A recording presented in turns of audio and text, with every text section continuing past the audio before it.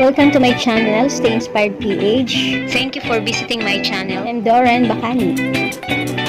My channel is all about tips, cooking, tutorials, and lifestyles.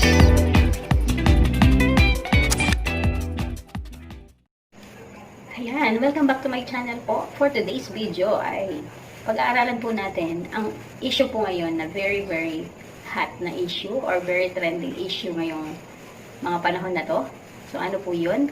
Ayan, bakit po nababawasan ang ating mga subscribers? Ayun, ano ba yung mga reasons bakit nababawasan po yung ating mga subscribers? So even big channels or small channels ay ganun po yung nangyayari. So start na po natin. Number 1. So yung number 1 reason, ayan, pwedeng yung mga subscribers natin, nag-unsub po sila.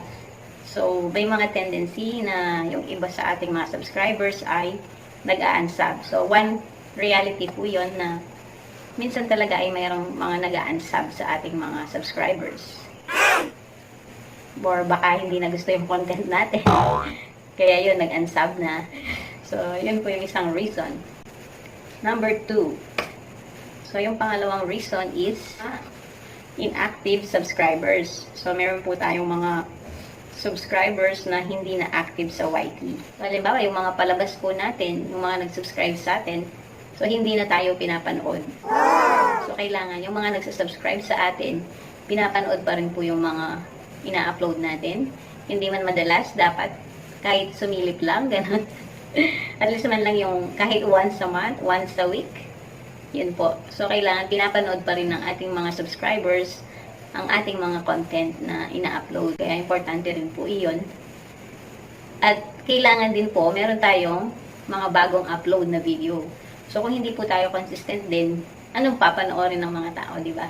So, and then, number 3, yung mga suspended accounts. So, may mga accounts po na suspended ni YouTube. Baka may mga nilabag, ganyan.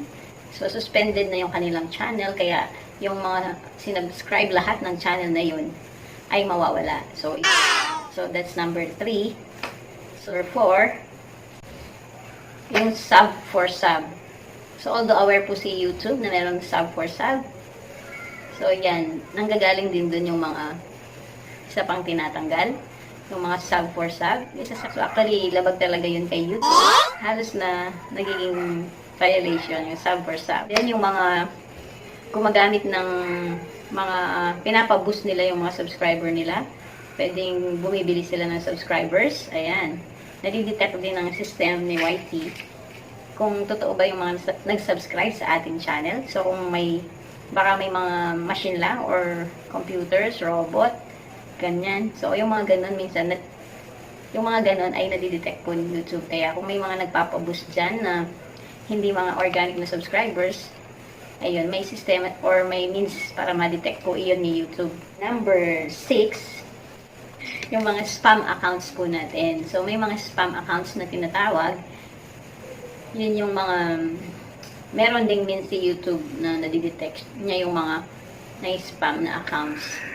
So, based lang sa binasa natin kay YouTube. Kaya, ayan po yung mga highlights. I hope nasagot po yung mga tanong natin kung bakit nababawasan ang ating mga subscribers.